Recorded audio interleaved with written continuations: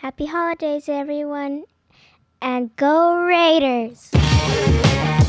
You're listening to the Pillaging Podcast, companion podcast to PillageJustForFun.com, the only Raider fan site made by Raider fans for Raider fans. Tune in every week on iTunes, SoundCloud, and Stitcher Radio. Also follow us on Twitter, @PillageJustForFun. That's @PillageJust4Fun. I'm your host, Kenny Stapler, joined every week by my co-host, Raider Kane. It's time to pillage another podcast. What's good, Kane? What's good, Kenny, baby? It's been a rough, this Sunday was rough for us, man. You know what I'm saying? Actually, Saturday was a rough Saturday for the Raider Nation. The Raider Nation just suffered a big loss this Saturday, and I'm hurt, man. What about you? I'm hurt. I watched it happen. I watched his lips, when he was saying that it was broken, and everything just kind of fell apart. It took me back to the AFC Championship game against the Ravens. I think that was back in 2001 when I saw Gannon get crushed by Siragusa. It was like the same exact feeling. I was like, God damn it. And I felt bad as a fan, and then immediately just felt extremely bad for Derek Carr. I mean, this is a guy, I'm not a religious person, but this is a guy with an immense amount of faith and work ethic and his leadership. And to see him, start crying literally on the field, I'm an empathetic person. I couldn't help but feel for him and everything he's accomplished, because you never want to say it means nothing, but it kind of amounts to nothing possibly. I'm not ready to give up on this team yet, but man, if we were going to win anything, you wanted to see it with number 4 in the field. He deserves that, and this team deserves that. So, let's talk about it a little bit, what the impact is now, and what happens from here on forward. I know the Raiders have not auditioned another quarterback, and they are going to roll with Matt McGloin. Saw some people calling for a trade. I think that's desperate. Shades of Hugh Jackson. That's not the answer, not at this point in the season, not with the offense that we're running. Matt McGloin is our best chance. So what do you think about that? How do you feel about the what is he, Scottish, Irish? Scottish bomber? It's time for the Irish Bandit to step up, man. Look, Derek Carr's hurt. He's possibly out for the season. So next man up, and that goes for quarterbacks too. It's easy to say for a defensive tackle to get hurt or a linebacker to get hurt, and you can say next man up, and hopefully, that's just there's not much drop off, or he can be hidden inside the offense. But when I'm sorry, defense. But when you talking about quarterbacks and the quarterback get hurt, and you talking about next man up, that's a pretty big step, for the backup quarterback to take. That's a pretty big step. But I think Matt McGloin is poised. I think Matt McGloin prepares and has prepared to be the starter. And I think with the way Derek Carr plays, he puts his heart out on the field. I think Matt McGloin sees that, and I think he saw that in preparation as the backup. He prepared himself to come in and start for us. And I think, with that being said, I think Matt McGloin is going to come in and give us a Matt McGloin performance. He's going to come in. He's not going to try to be Derek Carr. He's not going to try to quarterback us a win.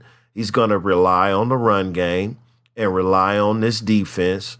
And this defense in the last 2, 3, 4 weeks, it's been playing pretty good, save from the defensive backs. The front 7, they've been playing pretty good.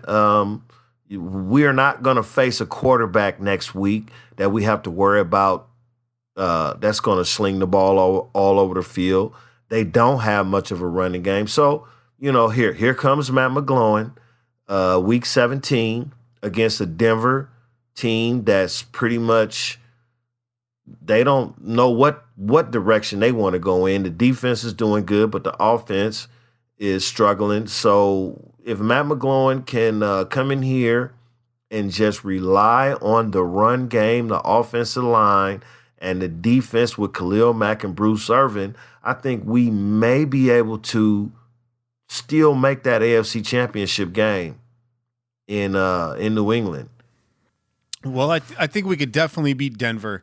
Just to piggyback on some things that you just said, Derek Carr is out. It came out today. He's out possibly 6 to 8 weeks. Saturday when it happened, there was a lot of optimism floating around that he could return in 4 weeks. I remember watching the fifth quarter. They were saying it was a 4-week injury. My lady is actually an X-ray tech, and she was there. She saw it. She was there for the updates, and she's like, "No, he's not coming back. That's at least 6 weeks to come back minimally. It's going to take at least 8 for him to feel comfortable at all on that leg, and comfortable is a loose term when you're talking about these kinds of injuries. So Carr's done. When he comes back, what he looks like, I don't know. I don't know if that mobility is going to be there anymore. Derek Carr was a mobile quarterback, not known for that, but also known to make things happen when he had to. And I don't know what's going to happen. That's going to be a wait and see. People are hitting me up for updates all the time. It's like, the update is Derek Carr's out for the season, and you need to have chill. Matt McGloin, I think the one thing that he has that's really in sync with this team is that he never gives up. This is a really gritty guy, and that attitude matches Derek Carr, and it matches the rest of this squad. Never once this season did we see this squad give up.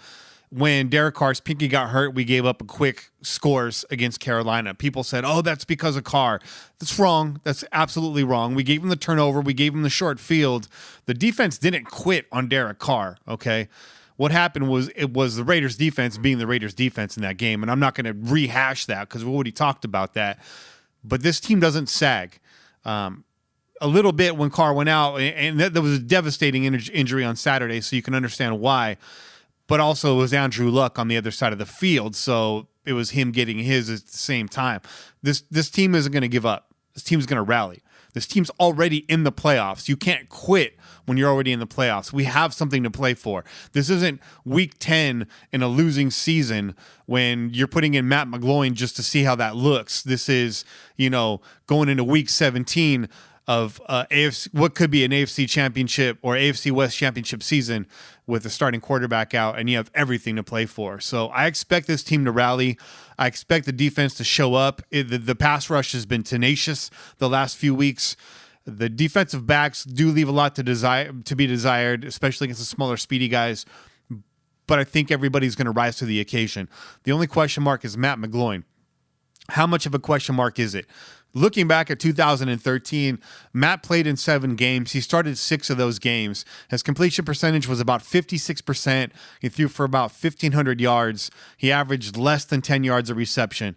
His touchdown to interception ratio was 1-to-1, 8 touchdowns, 8 interceptions, and he fumbled the ball twice. His quarterback rating at the end of all of that was a 76. That's not great, but it's mediocre. It's not above average. Some people like to say Matt's an above average quarterback, but that's not true. He's an average quarterback or possibly below average. Henceforth, he's a backup quarterback. So Matt, you're going in there, dude. And I know they're going to try to lean on the run game to protect you, but everyone's expecting that. Now, we ran on Denver all over the place the last time we faced them. Will we run on them again? Yes. Will we have as much success? I don't know, because it's the NFL, and you can't get away with the same thing twice in a row. People are going to come back and say, well, we ran the same run play, X amount of times against the Broncos, and that worked. True. That was weeks ago on a different field at a different time in the season. I think Denver's done. I think they would love nothing more than to not give us the number 1 spot. We can't beat them. Matt is going to dink and dunk all day. We're going to see a lot of West Coast style offense. It's really up to these running backs to get the job done. What do you think? I mean, if we lean on the run and the defense shows up and Matt is in a conservative system, can he pull this off? I mean, that Denver pass rush is scary good. And if they get in Matt's head, it might be all she wrote. But can we do this? And how do we win on Sunday? I say we win by depending on that offensive line. Look, man, we got one of the best offensive lines in the NFL right now. The running game, we got a 3-headed monster. What is everybody calling it right now? The national media, the 3-headed monster. So, I think, and let's not forget, Matt McGloin can take snaps from under center. So, we're going to depend on the running game. We got Amari Cooper. We got Michael Crabtree. And Clive Walford has been coming along here lately, too. So, when we look at these three players and the quarterback, he doesn't have to do much. All he has to do is rely on his run game, his offensive line, let his receivers make plays. Don't try to make any errant throws or try to be the hero of the day because that's not who you are. Just come in and play a sound game. Look, Matt McGloin can come in and play a sound football game. And that's all we need. We don't need no heroics from this guy. Everybody, you guys, stop worrying. Matt McGloin is a football player. He was given a second-round tender for a reason. And his time is now. Whether he wanted it to be now or not, whether you wanted it to, I wanted it, anybody, it's now. It's time for him to step up, and I believe he will. I actually believe Matt McGloin's going to come through. He's not going to make any mistakes. All he's got to do is depend on that line and hand that ball off, make throws when he's supposed to make throws, make them, and everything will fall into place. What we really got to worry about, what we really got to count on is the defense. The defense, bro. The defense is going to really have to turn it up another notch. They've been getting better week after week. The secondary, and I've been bashing on them for the last 2 weeks, and I'm going to continue to bash on them until they learn to play together. And they, look, Reggie Nelson, these last couple of weeks, and he's been doing what he's been doing. He's been closing out games, So can we see the defense kind of say, listen, Derek, you've been saving us. You're the reason why we're 12-3. You're the reason we're where we are right now. So let us step up for you, Derek. Let us win some games for the offense. And if the defense can do that, we'll be all right, man. I promise you we'll be all right. So we kind of broke down that game a little bit. I think, you said it all. The keys are pretty simple. The defense has to play solid. We win the turnover battle. Denver doesn't score a lot of points, so I'm not worried about it. And I think the D's going to play them even stronger this time, which is something to be said considering how strong they played last time. We talked about the last time we faced them was almost a full 4 quarters, minus a few big plays that they gave up. I think they're going to lock that down. I don't see Trevor giving us any new wrinkles this week. So I think we actually show up, play better defense. Let's look back now. We're kind of do this in a reverse order this week, but let's look back on this Colts game and see what happened in that game that might shed light or reinforce what we just said on the upcoming game. Again, minus Derek Carr's stellar passing game because he's not going to be back. He was 20 of 30, 3 touchdowns, no interceptions. You're not going to get that performance next week. But the rushing game, 210 yards from the rushing game, the reemergence of DeAndre Washington, the kid looks solid. And you also had a guy like Walford who had, I think, his best game of the season. He had 2 really, really stellar receptions, just textbook catches that we didn't think he was capable of in the first 4 weeks of the season. So, and you already mentioned Cooper and Crabtree. Everybody had a great game last week. It was... When I looked at the schedule before the season started, I had this circled as our blowout game and actually had it circled as our only blowout game of the season.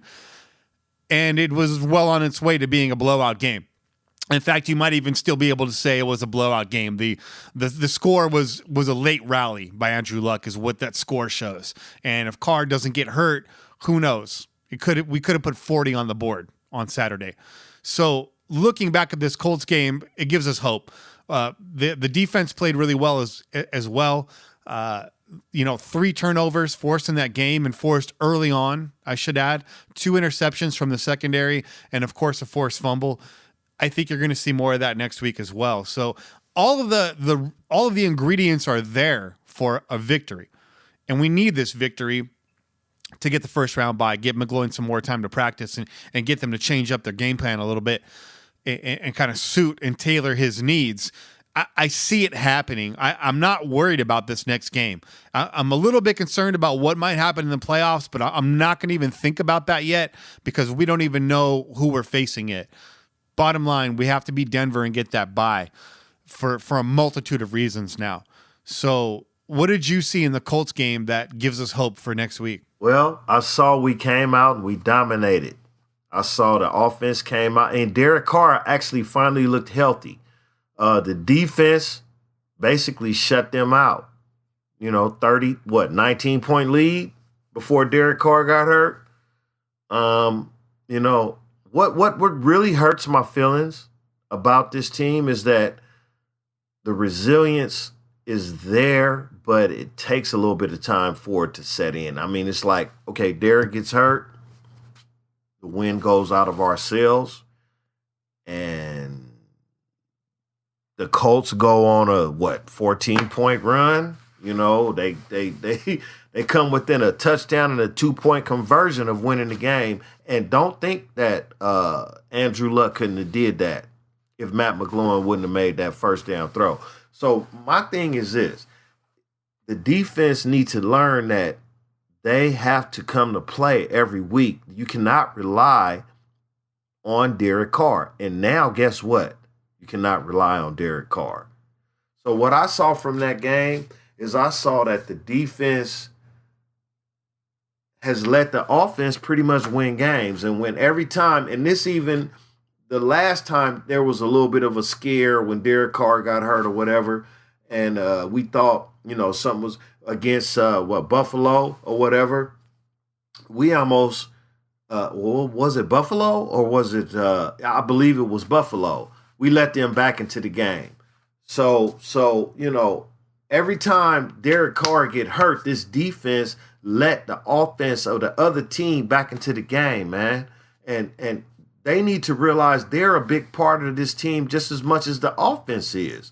So right now, you really need to step it up for real, because you do not have Derek Carr. Your Derek Carr is not on that field to clean up your mistakes, defense. So what I learned from that game this Saturday was that the defense need to step it up big time, or otherwise we ain't going nowhere. And what a great final chapter to the regular season that would be. I mean, the defense starting off getting criticized left and right by everybody, the media, the fans, and even the coaches, to finishing off the season being the hero. I would really love to see that. Yeah, I couldn't agree more. This next game relies on the defense. It's going to be a gritty game. And the running backs, it's just classic late December football, actually early January, considering it's going to be New Year's Day. So let's get into our MVP players. All right, I'm sorry. Let me reset myself. I apologize because it's the trash man time. We got to call out our garbage player of the game. Kane, who's your garbage player this week? My garbage players this week would have to be Donald Penn, because you slipped in some trash and you let Derek Carr get hurt. So, you know what? You've been stepping up all week, Donald Penn, but this week was the week that you should have. You know what? Donald Penn is my trash player, but Bill Musgrave, you the reason why Derek Carr is hurt, because you called a pass and play. So I'm a little bit torn this week. It's between Bill Musgrave and Donald Penn. Well, I was going to say Musgrave, and Mark Davis. Mark Davis agrees with you, because I don't know if you saw the shot of him in the press box, but he dropped an F-bomb and was wondering exactly the same thing. Why are we passing the ball? So I was going to say Musgrave, and I think that both are legit trash players.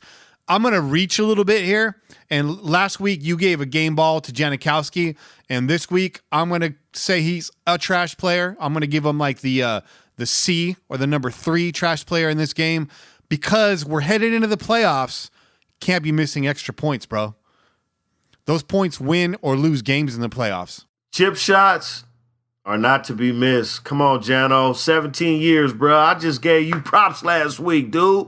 What's wrong with you? Now you're making me look like a fool. Let's do it. And what did he do? He missed, I think, 2 of them. Before we move into MVP, I just want to give like an honorable mention, like a special shout out to Reggie Nelson, because last week I told Reggie to do something and he did something. So shout out Reggie Nelson. Let's keep it moving though. He heard you. He definitely heard you, me. bruh.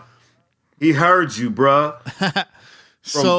He heard you all the way from Gilroy, baby. He heard you.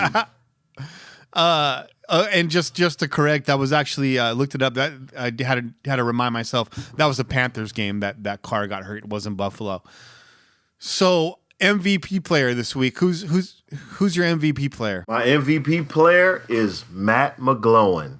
He came in poised and ready to take over for the offense, and he came in and he got a first down. That was all he needed. Look, all he needed to do was get 3 first downs, and he did it. Matt McGloin, props to you, baby. Let's see you go forward and maybe take us to the Super Bowl. I like it. I like it. I mean, you can arguably say that Matt McGloin won the game, because in the NFL it comes down to what you do last. And Matt McGloin came in and he shut that game down. So I can't disagree with that. I'm going to give the second game ball out to my boy Menelik Watson. I've been saying for the last few weeks, if Watson's healthy enough to come in and spell Howard, then he's healthy enough to start the game. He got to start this week. Not only did he get to start, but Howard was not active. And Watson stepped in and he played a damn good game. And I've been behind this guy. Obviously disappointed because of the injuries, but what are you going to do? I kept saying it's not over till it's over with this guy. We don't know yet if he's injury prone. You know, you got to wait. You got to wait on some of these guys. And it looks like Watson can be the real deal if he stays healthy. I really like this guy. He could be the missing piece of making that great wall, that car insurance offensive line, as we were calling it in the offseason. So Menelik Watson is a refrigerator on skates. So Watson and McGloin, you guys get the MVP. We're going to take a short break, and we're going to check out the callers, and we're going to give you a little word from ourselves. And when we come back, we're going to look at the playoff situation, see what needs to happen, what we hope to happen, and what's been happening, and what the picture looks like. And yeah, we'll see you guys after the break. Go Raiders.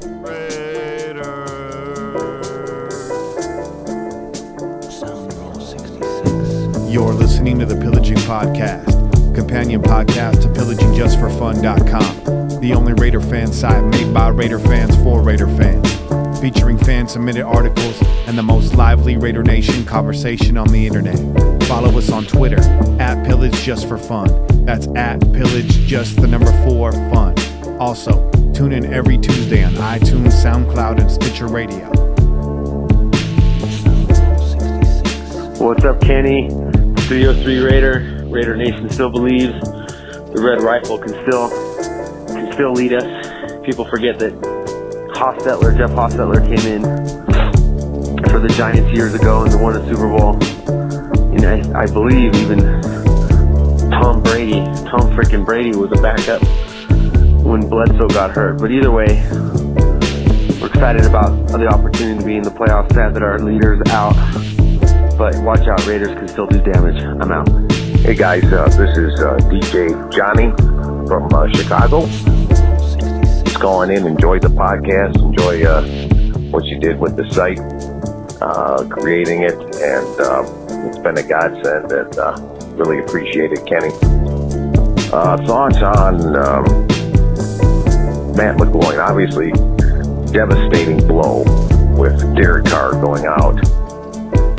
But I think, unlike many of our fellow bloggers who have opined on this, I think that McGloin is a serviceable veteran, and I think there's a good chance that he can come through for us as long as Musgrave gives him some plays to work with. They're going to have to expand the playbook a little bit or fit it to McGloin's skills, but I have a lot more faith in him, in McGloin, than many. I look at his numbers and look what he did in those clutch third down plays. against Indy. If he doesn't make those plays, Raiders lose. Indy had all the momentum. Our defense was demoralized. We weren't stopping anything. I think they get the ball back, probably convert a 2-point conversion. So he was clutch, showed some clutchness there. And I would say all hope is not lost. It is a devastating blow, but definitely not giving up hope. And let's just see how it plays out. All right. Well, thank you. And go Raiders. All right, we're back. I told you guys that we were going to talk about the AFC playoff picture, the NFL playoff picture. We'll be focused on the AFC because obviously we're Raiders fans. Right now, the New England Patriots hold the number 1 seed. It doesn't look like we're going to get that. We're sitting at 12-3. They're 13-2. They would have to lose next week, and we would have to win next week. Right now, the number 3 seed is the Pittsburgh Steelers. They beat down the Baltimore Ravens. Well, I shouldn't say they beat them down. It was actually a pretty good game on Sunday afternoon. The number 4 seed is the Houston Texans. They just clinched, or did they? I'll let you answer that question for me. The number 5 seed, the number 1 wild card spot is going to be the Kansas City Chiefs. Obviously, that can flip-flop depending on what happens with us next week and what happens with them against the Chargers. And the 6th seed is the Miami Dolphins, which I understand that spot is a little bit fluid too. So before we get into what can happen, this is what it looks like. As it stands right now, the playoffs were to start this coming week. The Raiders and the Patriots both have a first-round bye. Again, Patriots the 1, we're the number 2. In the AFC wildcard round, it would be the Dolphins versus the Steelers and the Chiefs versus the Texans, which would be a great match. Actually, that's cool. That goes back to pre-NFL days right there. It's the former Texans versus the new Houston Texans, which I think is a pretty cool matchup. And I like the Dolphins-Steelers matchup too. I think that would be a really good game. So talk about kind of the seeding right now, Kane, and what can move around as you understand it. You were telling me that there's some things that can happen this coming up week. Not everything's a lock. So speak to that. Well, if the Steelers lose and the Ravens win, I believe the Ravens win the division. And if the Patriots lose this week against Miami, then the Raiders move into the Raiders win, then the Raiders move into the number 1 seed. So, look, if the Raiders don't win this week, you still got the other teams that's competing for position. So, it can help the Raiders out in that manner as well. So you got the Chiefs going against the San Diego Chargers in San Diego. You have the Miami Dolphins going against the Patriots, which I believe that's in New England. And then you have the Denver Broncos playing against the Raiders in Denver. So, with that being said, I believe that all these games have a big say so on what's going to happen. This thing is not tied up yet. Tennessee, if they win and Miami loses, then I believe Tennessee is in that 5th seed. If I'm not mistaken. So there's a lot of different situations and scenarios that can go on right now. But what we need to focus on right now is the Raiders going into week 17 and winning a game in Denver. And that's what we basically need to focus on. Not the Chiefs, not the Titans, not the Ravens, not the Steelers, not the Houston Texans. But if we do lose this week, and Kansas City wins, and we don't win the division, and we have to go into Houston, I believe we can win that game. Yeah, I like that game. And I'm sure we'll talk about that later. Yeah, I like that game. Well, yeah, exactly. We'll talk about it, when it all happens and we actually get to see, concrete what's right in front of us. We won't go into the NFC right now because, again, everything's kind of in flux. Should we hit the bye week and we have stuff to talk about, we'll break down the entire playoff picture for you. We'll look at matchups, who we like, who we don't like. We'll try to, prognosticate what might happen. So look forward to that next week, and we'll talk about that next week regardless. But basically this weekend, obviously you're rooting for Oakland. If you're listening to this podcast, you're rooting for Oakland, I hope. And then on the sideline, if you want to, if you're that kind of person, you're rooting for Miami and you're rooting for San Diego. And Reddy R on the blog will break all that stuff down for us as he does every week with his reading list. So tune into pillagingJustForFun.com to read about that. Usually drops around Thursday or Saturday, somewhere in that range. So there it is right there. Again, Raiders are in the playoffs. We want that number 2 or that number 1 seed. So, hopefully that can happen, man. It devastating news, but every time I think about it, I'm like, you know what? We're still in the playoffs. And if you're a Raider fan and you're moaning and complaining and you're sad, I told you this week in and week out, buck up, little champ, pick your chin up, turn that frown upside down, and stop being such a puss. Oh, can I say? I guess I just said.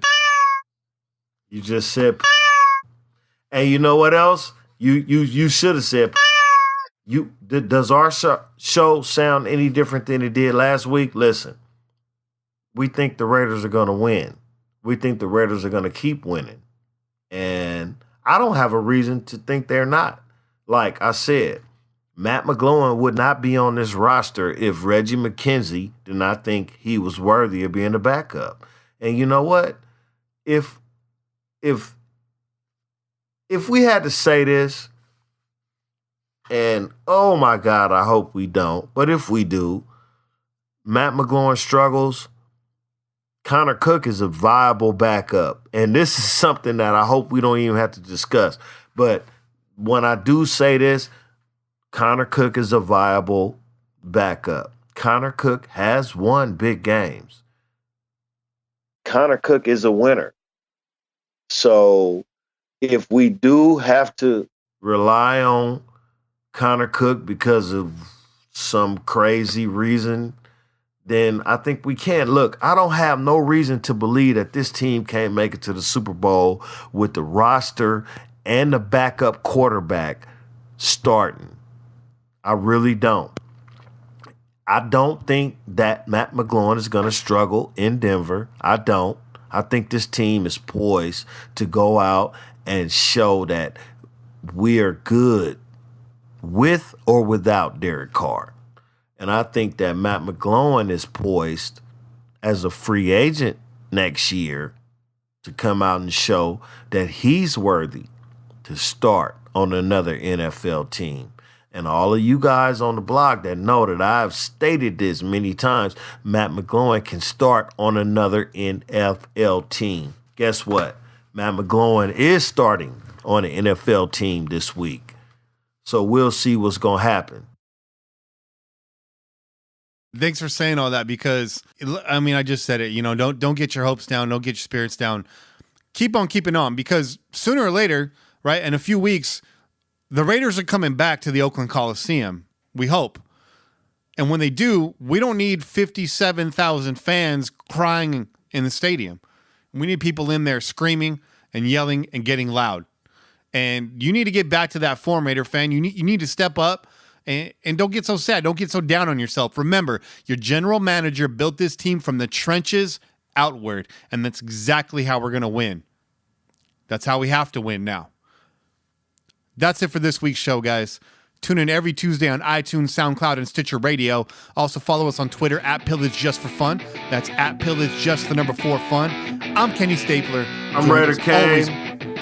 We out here.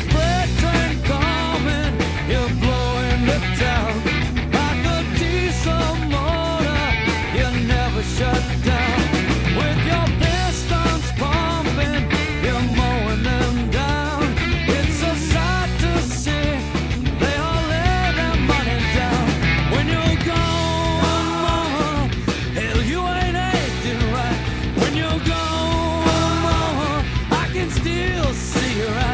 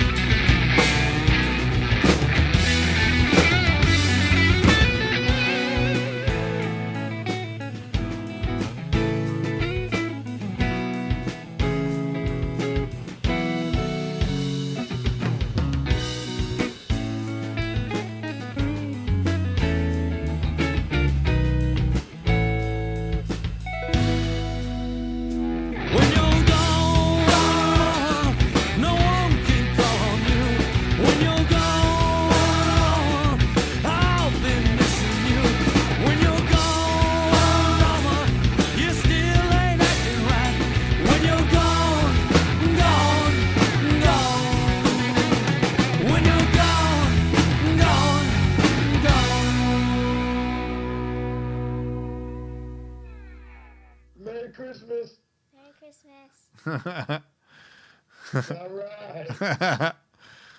All right, bruh. I'll hit you up in a little bit.